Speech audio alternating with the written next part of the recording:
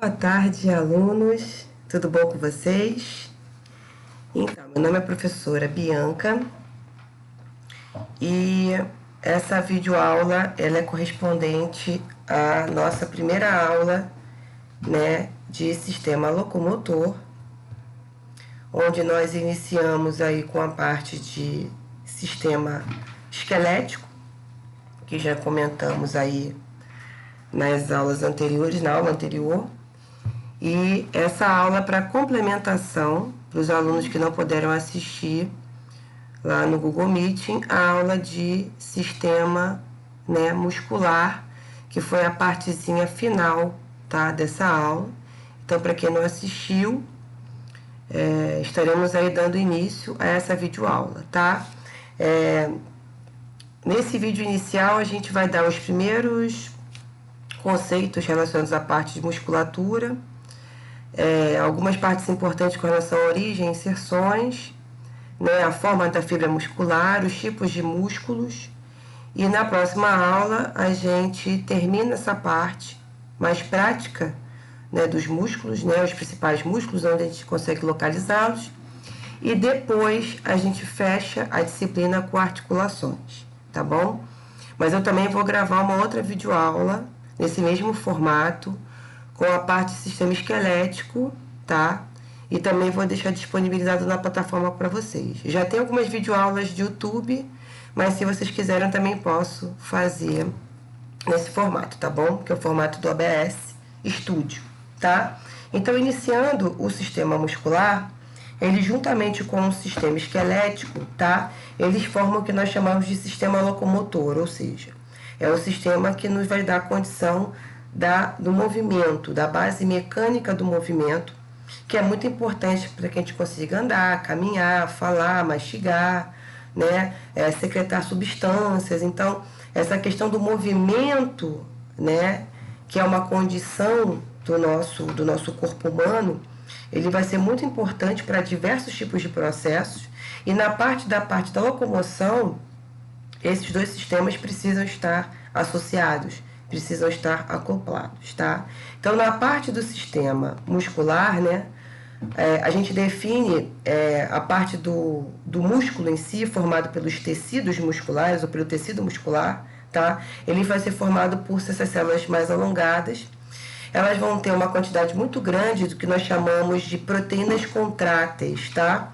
No caso específico, a miosina e a actina, que são elas que vão produzir esse movimento, né? Que vão dar a condição do músculo ter essa contração muscular, tá? E associado a esse deslizamento dessas fibras contráteis, no caso da miosina e da actina, eu também preciso de ATP, eu preciso de energia para que essas proteínas consigam se contrair. Então, eu preciso de moléculas de ATP, ou seja, dessa força geradora para a contração muscular, tá?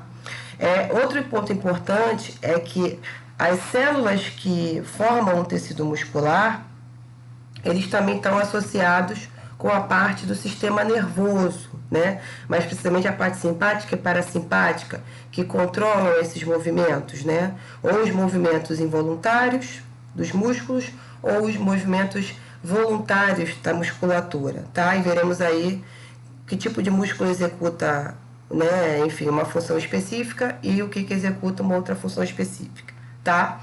Então, a gente tem, além da questão da irrigação, né, porque todo tecido precisa dessa irrigação para conseguir se nutrir, para produzir novas células, eu também tenho essa questão motora, né, os nervos motores que estão associados e que vão controlar, tá, esses processos de contração e toda essa divisão, né, que vai, né, todos esses botões nervosos que estarão ligados aos músculos, a gente chama isso de placa motora.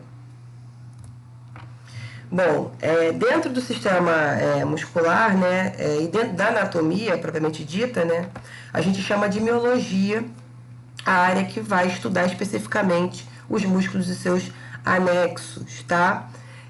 Normalmente as células musculares, elas são células especializadas, diferenciadas, importantes para o processo de contração e de relaxamento, tá? Dessa musculatura. Então, por isso é muito importante que essas células tenham essa característica, porque senão não haveria movimento, tá? É muito importante também destacar que o tecido muscular, né, que o músculo propriamente dito, ele vai ser formado por um aglomerado de feixes, tá? Que essas células se agrupam em feixes e aí sim elas conseguem formar o ventre muscular, tá? Outra coisa também muito importante é que o músculo tem essa propriedade, então ele consegue modificar a sua forma dependendo do estímulo a qual é aplicado nele, e aí a partir desse estímulo aplicado, tá, eu tenho essa propriedade contrátil acontecendo, ou seja, o movimento aí tomando corpo. Então, o aparelho locomotor, de maneira geral, então, ele vai ser composto pelos ossos, tá? Pelos músculos ligados a esses ossos, e aí eles podem estar ligados, né, pelos tendões e pelos ligamentos, tá? Que são tecidos conjuntivos fibrosos, né, à base de cartilagem, de colágeno, e que são importantes para ligar ou osso ao osso, no caso dos ligamentos, ou a musculatura esquelética ao osso, que é o caso dos tendões, tá? E aí essa ligação desses dois sistemas, tá, juntamente com a parte articular, que é a nossa próxima aula, é que vão dar a gente a questão do movimento, tá? Normalmente os músculos são elementos ativos na questão do movimento, tá? Os ossos são mais passivos, mas são importantes porque são eles que criam o que nós chamamos dessas alavancas biológicas, tá? Então, não somente a parte da musculatura é importante para o movimento, tá? Mas também é importante para a questão do que nós chamamos do suporte estático do corpo, né? Para que ele se mantenha de pé, para que ele tenha postura, né? Para que a articulação permaneça no seu local devido, né? Para que eu tenha postura, né? Para que eu tenha estrutura do meu esqueleto, eu também preciso da musculatura que reveste, tá, o nosso esqueleto interno. O sistema muscular dos vertebrados, que, né, na categoria que nós nos classificamos, tá? Ele é formado por 3 tipos de músculos importantes, tá? O que nós chamamos de músculo cardíaco, ou estriado cardíaco, também chamado de miocárdio, o estriado esquelético e a musculatura lisa, tá? Os músculos que são chamados de estriados, eles são aqueles que são, no caso da musculatura estriada esquelética, tá?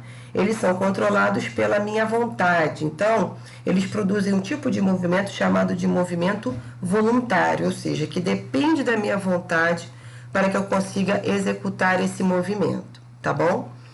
Eu também tenho o estriado cardíaco, né, que é o importante miocárdio, que é um importante músculo que forma o órgão coração, que vai fazer o bombeamento do sangue, ou que vai ser encaminhado, né, para o pulmão, que você já deve ter visto isso na parte de sistema circulatório, que é importante para o processo de hematose, ou seja, das trocas gasosas entre oxigênio e gás carbônico, entre os capilares sanguíneos e os alvéolos pulmonares, para que eu consiga enriquecer o meu sangue de oxigênio, que fatalmente está vindo pobre de oxigênio e rico em gás carbônico, vindo dos tecidos, tá? Dos meus órgãos, dos meus tecidos, porque teoricamente eles já foram consumidos, o oxigênio já foi consumido nos processos de produção de energia, tá? E também depois, quando eles são encaminhados para o pulmão e são reoxigenados, esse sangue, né, já que é sangue rico em oxigênio, ou sangue arterial, né? O sangue pobre em oxigênio é o que nós chamamos de sangue venoso. Então, esse sangue venoso ele passa, né, para o pulmão através de bombeamento sanguíneo, né, feito pelo coração. E aí, quando esse sangue retorna lá dos pulmões, ele volta oxigenado e novamente passa pelo coração e é distribuído através da artéria aorta para o corpo todo, tá? Na parte da grande e da pequena circulação, tá? E aí, nesse caso, quando eu falo de movimentos específicos relacionados aos órgãos internos, né, as vísceras, eu estou falando de movimentos involuntários que são produzidos pela musculatura lisa ou musculatura visceral, tá? A parte da musculatura estriada esquelética, ela vai ter uma função de movimento voluntário, ou seja, que depende da minha vontade. Eu preciso pensar no movimento e recrutar um músculo específico para que eu consiga fazer aquela atividade, tá? E o estriado cardíaco também vai ter um tipo de contração involuntária, porque ele é um órgão também, mesmo sendo estriado cardíaco, e ele vai ser importante para o movimento de sangue, tá? No caso da musculatura estriada esquelética, ele é um tipo de contração rápida e voluntária. No caso da musculatura estriada cardíaca, é um tipo de contração rápida também, porém é um tipo de contração involuntária, não depende da minha vontade. E a musculatura lisa, né, o músculo liso ou o músculo visceral, ele é um tipo de contração mais lenta e involuntária, tá? Um exemplo de musculatura lisa que produz um movimento involuntário de forma lenta é o que nós chamamos de movimentos peristálticos ou de peristaltismo, tá?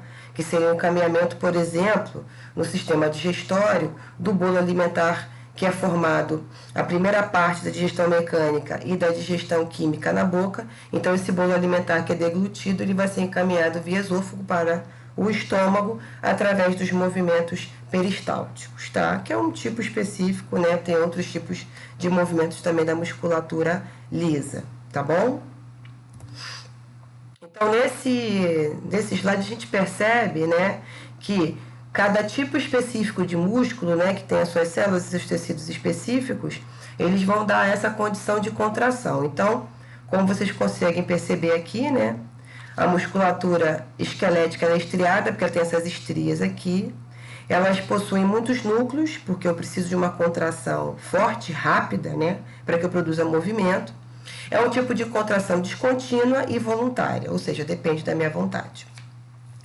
Já a musculatura estriada cardíaca, ela também vai ser uma contração forte e rápida, só que ao contrário da musculatura esquelética, ela vai ser uma contração contínua, porque eu estou falando do bombeamento do sangue, eu estou falando da abertura e fechamento de átrios e ventrículos, eu estou falando de sístole e de diástole, tá? Então, por isso que vai ser uma contração contínua. E ela é involuntária porque ela não depende da minha vontade, mesmo sendo o miocárdio um músculo estriado, tá? E, para fechar, a musculatura lisa, ela vai ser em formato fusiforme, tá? E ela vai ser de contração fraca e lenta e também involuntária, ou seja, que não depende da minha vontade, né? Então, eu vou ter outros comandos, outros dispositivos de controle e de estímulo para que a minha musculatura lisa consiga produzir movimento, né? No caso do sistema nervoso simpático parasimpático, impulso elétrico, no caso do coração, né? Quando eu falo de feixe de His, sistema de Purkinje, marca-passo. Então, eu tenho outras estruturas importantes que estão acopladas a esse tipo de musculatura, né, cardíaca ou a lisa, que vão dar essa propriedade, né, que vão dar o estímulo para essa produção de movimento, tá? Normalmente a musculatura, né, o tecido muscular, ele vai ser formado por um componente básico, tá? Que nós chamamos esse cara de sarcômero. Então, ele é um componente básico da musculatura estriada, tá? Que vai permitir a contração muscular. Então, dentro dos sarcômeros, eu tenho, né, as bandas A, a banda Z, e eu tenho aí as fibras de miosina e actina que se deslizam entre si para produzir contração muscular, tá? Os sarcômeros, eles vão ser constituídos por esse complexo de proteínas, que eu já comentei anteriormente, tá? E aí elas se alinham numa estrutura que nós chamamos de miofibrilas, tá? Ou fibras bem fininhas, tá? Que vão formar o músculo, que tá dentro do interior das células musculares, tá? E as proteínas desses sarcômeros que vão produzir esse movimento, tá? Então, quando você vê no microscópio, que é o caso dessas duas imagens aqui, a gente percebe como é que é formado, né? Como é que esses feixes são formados e cada unidade dessa vai produzir movimento, tá bom? E a gente percebe que na musculatura lisa a gente não tem tantos sarcômeros como, por exemplo, na musculatura cardíaca, por exemplo. Por quê? Porque como o músculo é de uma contração muito rápida e forte, eu preciso ter sarcômeros que vão gastar energia e que vão fazer com que essas fibras se deslizem cada vez mais, e aí para produzir mais movimento mais forte, mais contínuo. Aqui para vocês aqui, então, um exemplo de como é que a musculatura ela é formada. Então, ela é formada por esses feixes de fibras, de miofibrilas, que também podemos chamar de fascículo muscular, tá? Então, a junção desses vários fascículos musculares formam, né, o ventre muscular, propriamente dito. Cada fibra dessa, né, ela vai ser formada por essas unidades principais, né, que são chamadas de sarcômeros. E a gente vê aqui, ó, tá vendo? A banda Z, a banda H, aqui os filamentos aqui, ó, de actina e de miosina. E aí cada filamento desse, ele vai formar uma miofibrila, tá? Que vai ser importante para o processo de formação dos fascículos musculares. Então, com relação à função dos músculos, né? Então, nós temos essas funções que são listadas aí para vocês. Primeiro, a questão da produção dos movimentos corporais, né? Ou seja, então, todos os movimentos que o seu corpo consegue produzir, como exemplo, andar e correr, é um tipo de função, é uma função da musculatura.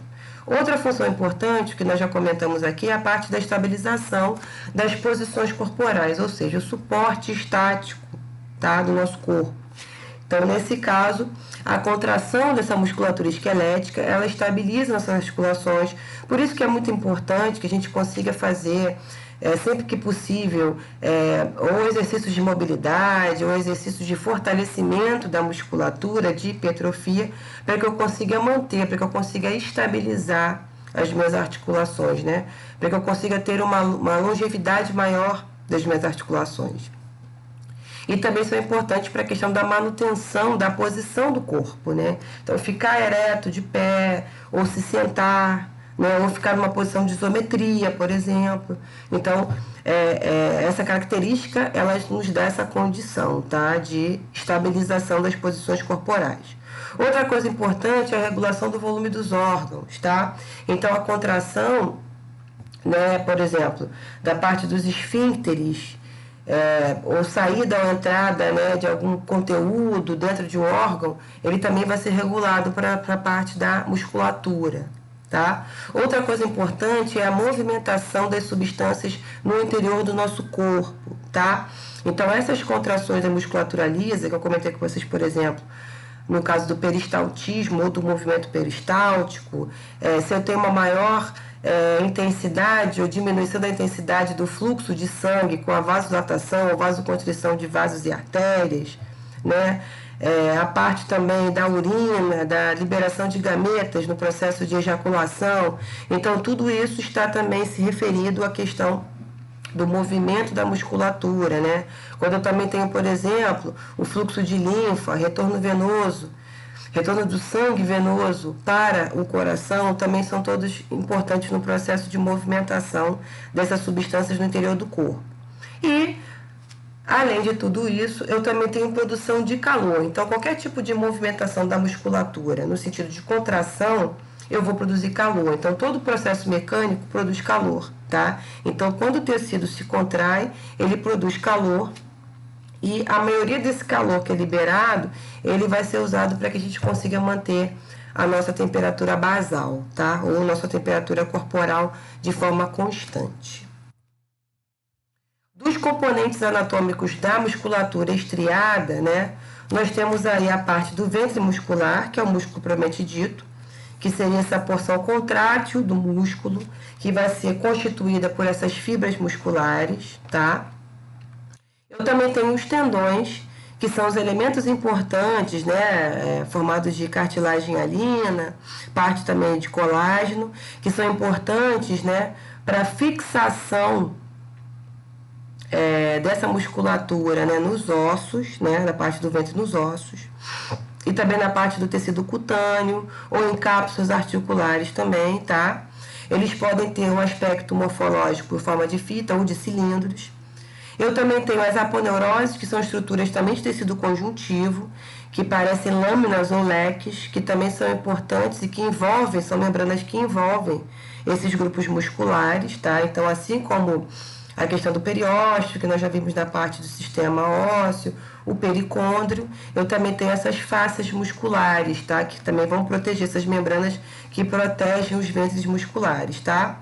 E eu também tenho as que nós chamamos de bainhas tendiníneas, tá? Que são estruturas que formam pontes ou túneis, tá? nas superfícies ósseas, nos acidentes ósseos, onde eu tenho as extensões, né, dos tendões. Então também é muito importante, né, porque elas vão permitir o deslizamento fácil e, consequentemente, uma maior movimentação da articulação. A fáscia muscular, ela vai ser então essa lâmina de tecido conjuntivo que vai envolver a musculatura, tá? Então a função dela é prender esse músculo ao osso e também permitir o deslizamento entre os músculos, tá? Sem que haja dor e sem que haja desgaste nesse processo de deslizamento das fibras musculares, tá? Então essa região aqui, ó, esbranquiçada, a gente chama isso de fáscia muscular, né? Ela vai ter uma interface com a parte do periósteo, aquela membrana, né, de tecido conjuntivo que protege o osso, formando essa região esbranquiçada aqui, que são os tendões, tá? E aí, para cada componente desse ventre muscular, eu também tenho uma lâmina de tecido conjuntivo que envolve, tá? Então, eu tenho aqui, ó, as miofibrilas, que são aquelas formadas, né, de miosina e actina, que formam feixes, tá? Esses feixes, eles são envolvidos lá pelo endomísio, tá?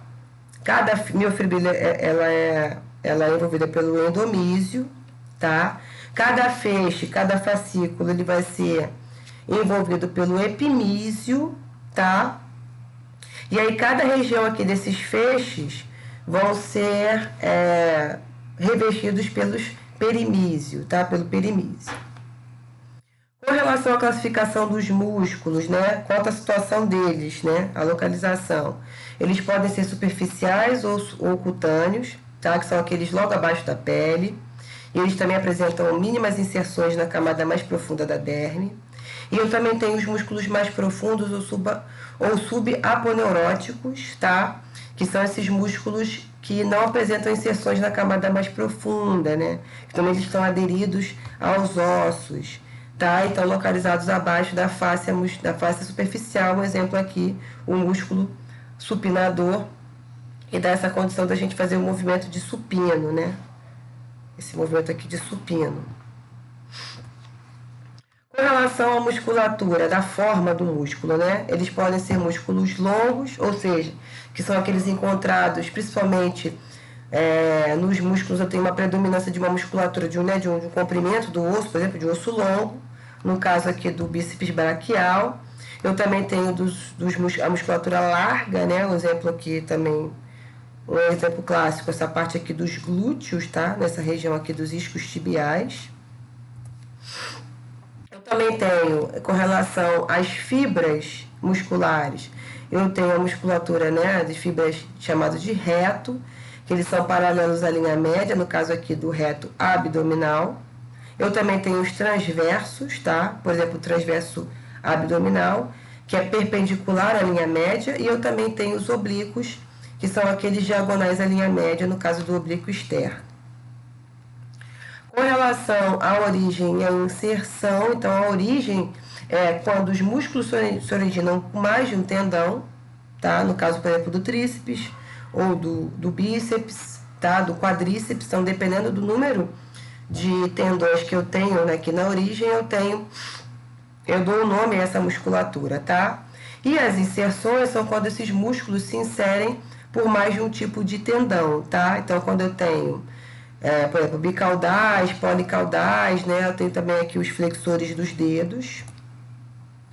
Com relação ao ventre muscular, eles podem ser digástricos, ou seja, que eles podem ter 2 ventres, ou poligástricos, que são os músculos que têm mais de um ventre. Um exemplo aí que eu coloquei para vocês do reto abdominal.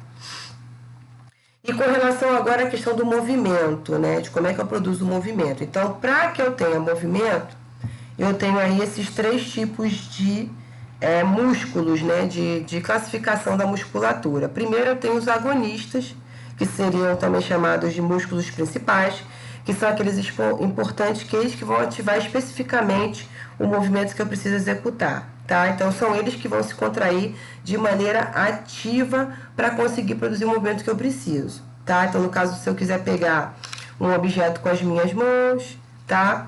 Então, eu tenho os agonistas, por exemplo, que são os flexores do dedo. Se eu quiser levar, por exemplo, essa garrafa até a minha boca, eu vou recrutar o bíceps, no caso, desculpa, o bíceps, tá? Que vai se contrair ativamente para que eu consiga produzir esse movimento aqui de alavanca, tá? Eu também tenho os músculos chamados de antagonistas, que são esses músculos que vão se opor à ação dos agonistas, tá? Então, se no caso o agonista se contrai, o antagonista ele se distende, né? Ele se relaxa, tá? Progressivamente produzindo um tipo de movimento, tá? E os sinergistas são aqueles que estabilizam as articulações, né? Que eles não vão, propriamente dito, produzir nenhum tipo de movimento, mas que eles também vão ter a ação principal. Então, pegar um objeto, né, estabilizar aqui com o punho, com o cotovelo, né, ficar parado com o objeto na mão, o ombro, tá? Então, essa musculatura dessa região é chamada de sinergista. Aqui também um exemplo, ó, quando eu tenho a contração do bíceps, eu tenho relaxamento do tríceps, tá? Quando eu tenho contração do tríceps, eu tenho relaxamento do bíceps. Então, esse antagonismo de movimento, tá? De contração e relaxamento que vão produzir os movimentos, tá? Com relação ao processo de contração muscular, tá? Não vou entrar também muito nesse mérito, mas eu vou listar só para vocês como é que seria esse processo de contração, tá? De maneira bem simplificada para vocês, de acordo com a listagem aqui desses eventos que vão ocorrer lá nos sarcômeros, tá bom? Que estão dentro das células musculares. Então, primeiro, para que eu tenha a contração muscular, eu preciso que essas etapas elas ocorram. Então, primeiro, vocês já viram isso na parte do sistema nervoso, ou se não, né? Para que eu tenha estímulo, para que eu tenha movimento, eu preciso do impulso elétrico. Então, eu preciso primeiro produzir um potencial de ação dentro do meu axônio motor, do meu neurônio motor, para que eu consiga chegar até as minhas terminações nas fibras musculares. Logo em seguida, cada terminação dessa, né, cada placa motora dessa, ela vai secretar uma substância específica, que a gente chama isso de uma substância neurotransmissora, que é ela que vai ser importante para a transmissão do impulso elétrico até a musculatura. E aí, nesse caso, a gente chama esse neurotransmissor de acetilcolina, tá? Essa acetilcolina, ela vai atuar nessa região da fibra muscular, vai abrir o que nós chamamos de canais de sódio e potássio, né, a bomba de sódio e potássio, né, e também os canais proteicos de acetilcolina dependente. A partir daí, eu vou ter um influxo maior de sódio, tá, no interior da fibra muscular, até o ponto da minha terminação nervosa, e aí, a partir daí, eu tenho uma produção de potencial de ação na minha fibra muscular, tá? Esse potencial de ação ele vai se prolongar ao longo da minha fibra muscular, tá? E aí, a partir daí, eu tenho uma despolarização da membrana da minha fibra, né? Ou seja, esse influxo de sódio e potássio, tá? No interior da minha fibra. E aí, a partir daí, eu preciso que eu tenha o deslizamento das minhas miofibrilas, tá? Que vai ser feito pela liberação ali lá no meu retículo sarcoplasmático, tá? Que faz parte do meu sarcômero, tá? E aí eu vou ter uma grande quantidade de liberação, né, de íons de cálcio, tá? Que é um outro mineral importante para o processo de contração muscular, deslizamento das minhas fibras de miosina e actina, tá? E aí, a partir daí, eu consigo fazer a produção desse processo, né? Do processo contrátil. Logo em seguida, esses íons são bombeados de volta, onde eles vão permanecer até acontecer um novo potencial de ação.